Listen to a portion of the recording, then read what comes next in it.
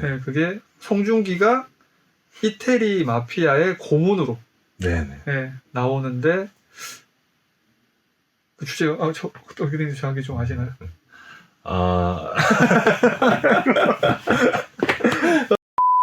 안녕하세요. 반갑습니다. 저는 투어라이브의 이상백입니다. 저희가 매주 이제 지식여행이라는 주제로 특별한 분들 이렇게 만나 뵙고 이야기를 나누는 자리를 갖고 있는데요. 오늘은 이태리 유학파 교수님이신 임동현 교수님을 모셨습니다. 교수님 반갑습니다. 네, 안녕하세요. 반갑습니다. 네, 간단한 자기소개 한번 부탁드리겠습니다. 네. 저는 현재 신한대학교에서 네. 그 서양사를 가르치고 있습니다. 그리고 이탈리아 피사 대학교에서 7년 반 정도 공부를 했습니다. 그래서 교수님께서는 이태리에 대해서는 뭐 웬만한 건 다 아시잖아요. 아니 그렇게 말할 수 없죠. 그렇게 말할 수 없습니다. 공부하고 체험한 것만이 알 뿐이죠. 네. 근데 이제 제가 아시는 분들 중에서는 가장 이태리에서 잘 알고 계시기 때문에 제가 이렇게 초대를 했는데 혹시 요새 그 드라마 빈센조라고 보셨나요? 네, 저도 주변에서 하도 재밌다고 이걸 추천을 많이 해가지고 네. 저도 한번 몰아서 봤습니다. 어떠셨어요? 저 굉장히 재밌게 봤습니다. 통쾌하기도 하고. 네. 그래서 저도 이제 주변에서 빈센조 좀 재밌다 해서 조금 보긴 했는데 혹시라도 이 영상 보시는 분들 중에서 안 본 분들이 또 계실 수 있기 때문에 짧게 저희가 내용을 한번 줄여서 말씀드리자면 송중기가 이태리 마피아 보스의 법률 고문으로 나오죠. 네, 콘실리에레라고. 네, 콘실리에레라는 그 직함을 가지고 나오는데요. 그 마피아 보스가 죽어요. 죽고 나서 이제 조직의 대신으로 송중기가 한국으로 쫓겨오게 됩니다. 근데 이제 한국에 금을 숨겨놨었는데 이제 그 금을 찾기 위해서 일어나는 뭐 그런 일들을 다룬 드라마다라고 이제 보시면 될 것 같습니다. 이 드라마를 좀 보다 보니까 그 마피아에 대해서도 좀 궁금해지더라고요. 그래서 이제 특별히 교수님과 오늘 그 마피아에 관한 이야기를 좀 나눠보려고 하는데 교수님 그러면 이 마피아가 정확히 뭔가요? 마피아가 범죄 조직이죠. 그 이탈리아 남부, 특히 이제 시칠리아에서 유래하는 범죄 조직인데요. 네. 오늘날의 마피아라고 하면은 사실 미국의 대도시로 진출한 뉴욕이나 시카고 같은 대도시로 진출한 시칠리아의 마피아를 떠올리는 분들이 많죠. 네. 영화 대부도 영화 대부가 미국으로 진출한 시칠리아의 마피아 패밀리의 이야기를 다룬 영화죠. 네. 네. 그래서 일반적으로는 그게 맞지만 원래는 이태리가 원조다. 예. 그럼 이 마피아의 역사적 유래 같은 것도 혹시 있나요? 예. 그 역사적 유래에 관해서는 설이 굉장히 많은데요. 근데 어느 것 하나 문헌적으로 이제 증명되지 않습니다. 그러니까 다 가설이라는 얘기고요. 가장 널리 통용되는 그러니까 네. 통설을 제가 말씀드리면 그러니까 정확히 연도를 말씀드리면 1861년인데요. 1861년에 이탈리아가 통일되면서 통일 이탈리아 왕국이라는 근대 국가가 생겨나게 된 거죠. 그 전에는 이탈리아는 없었죠. 그럼 뭐였어요? 그러니까 각 지방이 여러 개 도시 국가로 나누어져 있었습니다. 분열되어 있었습니다. 서로 다른 나라였어요. 근데 이 토리노를 근거지로 하는 그 사보이아라 왕가가 이탈리아의 나머지 지역들을 합병하는 식으로 통일이 됐거든요. 그러니까 이게 굉장히 오랜 시간 동안 다른 나라였고 지역 주민들의 의지와 상관없이 저 북쪽의 왕조에 합병되는 식으로 통일이 됐고 그러니까 서로 같은 국가 사람이라거나 혹은 같은 민족이라는 의식이 전혀 없었어요. 전혀 없었겠네요. 네. 그러니까 이탈리아가 통일이 되면서 기존의 남부의 정치적 권력, 그 경제적 권력을 가지고 있던 지배 계층은 사라지죠. 새로운 통치자가 들어왔으니까 약화되죠. 근데 이 통치자는 실제적으로 남부의 통치에 큰 신경을 쓰지 않아요. 그럼 권력의 공백 상태가 발생하게 됩니다. 남부에. 권력의 공백은 곧 치안의 공백과 연결되죠. 이때 이탈리아 남부에서 치안을 담당하는 자경단 조직이 활동을 했는데요. 남부 이탈리아인들로 구성된 그 자치 조직이죠. 이 자경단이 오늘날 마피아의 직접적인 유래이다라고 보는 설이 통설입니다. 오늘날. 네네. 그러면 그게 이제 19세기 후반이라고 볼 수 있잖아요. 예. 마피아라는 용어가 사용되기 시작한 것은 네. 1875년 이후입니다. 61년도에 통일 이탈리아 왕국이 성립되었고요. 그 다음에 70년도가 되면 네. 베네치아가 합병이 돼요. 통일 이탈리아 왕국이. 예. 그러면서 오늘날 이탈리아와 같은 모습을 갖추게 되었고 75년도부터 마피아라는 용어가 사용되기 시작한 거죠. 그러면 그 마피아가 19세기 후반에 나타난 건가요? 예, 그렇죠. 그런데요. 네. 그렇게 물으시면 또 명확하게 네. 마피아는 전적으로 통일 이후의 현상이다라고 말씀드리긴 좀 어렵습니다. 왜냐하면 마피아의 중세적 기원에 대한 연구들이 좀 있거든요.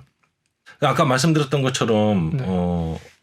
이탈리아는 아주 오랜 시간 동안 각 지역이 서로 다른 나라였고, 근데 이 이탈리아 북부와 이탈리아 남부가 서로 역사 발전의 과정이 너무나 달라요. 476년에 로마 제국이 멸망했죠. 네.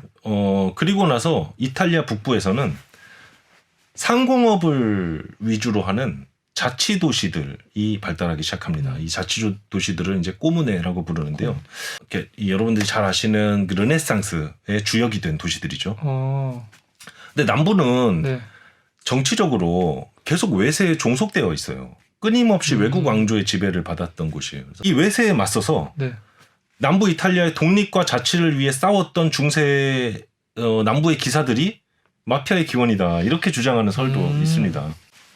그리고 또 하나는요, 남부 이탈리아가 계속해서 외국 왕조의 지배를 받았다는 얘기는 굉장히 봉건적 구조, 토지를 기반으로 하는 봉건제도에서 자유롭지 않았다. 남부에서는 전통적으로 정치적 권력, 경제적 권력을 가지고 있는 것이 대농장을 경영하는 토지 귀족들이었습니다. 이 토지 귀족들이 각자 자기 사병들을 거느리고 있었죠. 네. 요 사병들이 마피아의 기원이다라고 보는 설도 있어요. 예, 그렇기 때문에 마피아가라는 용어가 1875년 이후에 사용된 건 맞습니다만, 네. 그 전에는 마피아와 유사한 조직이 전혀 없었냐라고 묻는다면 단적으로 대답하기가 굉장히 어렵다는 얘기죠. 하지만 이제 뭐 어느 것 하나 이제 정확한 건 아니고 이제 가설입니다. 가설. 다양한 이런 설들이 존재하고 있다라고 이제 맞습니다. 우리가 이해를 하면 되겠네요. 네, 맞습니다. 네. 근데 이제 제가 드라마를 보면서 좀 신선했던 부분이 뭐냐면, 한국인이 이태리 마피아로 등장하는 설정이었거든요. 네.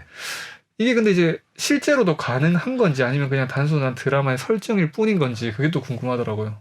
글쎄 뭐 불가능하지는 않겠지만 저 개인적으로는 현실성이 굉장히 떨어진다고 저는 느꼈거든요. 어떤 부분에서? 이게 왜 현실성이 떨어지는가, 이걸 제가 설명드리기 전에요. 이탈리아 사회의 고유한 특징들이 몇 가지 있습니다. 그걸 제가 설명을 먼저 드려볼게요. 네. 이탈리아 사회가 굉장히 배타적인 사회예요. 그러니까 특히 외부의 사람들에 대해서 굉장히 배타적이고, 그 제노포비아, 그러니까 그 외국인 혐오라는 현상이 굉장히 심한 지역입니다. 그게 이제 통계적으로 사실 증명이 되는데요. 이탈리아 같은 경우에는 인종차별 행위로 인한 신고 건수 있죠. 네. 이게 가장 높은 국가 중에 하나고요. 그다음에 이민자들의 고용률이 또 가장 낮은 국가입니다. 이거 하나만 더 제가 예를 들어볼까요? 네. 그 2013년에 이탈리아 정부가 이민자 정책을 총괄하는 정부 부처를 하나 만들어요. 그 이제 국민통합부라는 부서인데, 거기 이제 장관이 세실 키안주라고 하는 콩고 출신의 그 이민자입니다. 안과 의사고요. 흑인. 예. 아프리카계죠. 그러니까 이탈리아 최초의 아프리카계 장관이죠. 굉장히 혁신적인 일이었죠. 근데 그 이후에 이 세실 키안주라는 여성에 대한 인종차별적 행위가 남녀노소 좌우를 불문하고 끊임없이 이어집니다. 예를 들어보면요, 당시 이제 북부동맹이라고 하는 극우 정당이 있는데요. 거기 당수가 국회에서 마이크를 잡고, 나 저 여자 보면 오랑우탄 생각난다.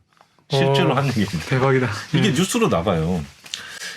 제가 이 말씀을 왜 드렸냐면, 그만큼 외부에 대해서 배타적인 나라라는 거죠, 이탈리아가. 진짜 그러네요. 제가 말씀드리고 싶은 얘기는, 단지 마피아라는 조직뿐만 아니라 이탈리아 사회 전체가 유전적으로 외부의 혈통인 사람이 그 안에서 어떤 역할을 맡는다라는 것이 굉장히 어려운 일이라는 얘기입니다. 그러겠네요. 근데 이제 특히나 마피아는 이탈리아의 다른 어떤 사회 조직보다 더 폐쇄적이잖아요. 내부적인 결속력이 굉장히 강한 집단이고요.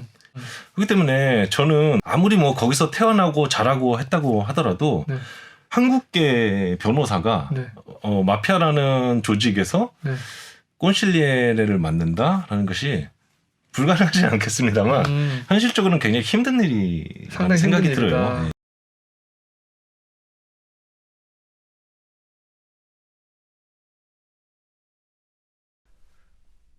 구독과 좋아요 부탁드리겠습니다. 감사합니다.